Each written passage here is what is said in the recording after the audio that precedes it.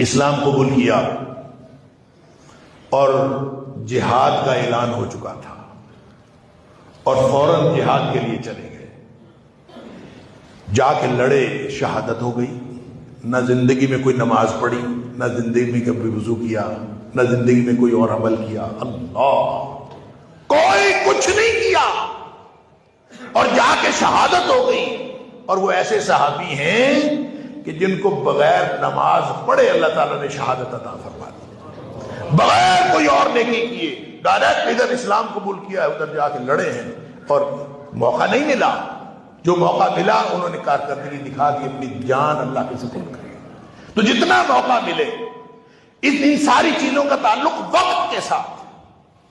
اور اگر انسان نے وقت ضائع کر دیا، موقع ضائع کر دیا، پھر یہ ذمہ دار ہے. اگر یہ وقت ضائع کرتا، وقت موجود ہے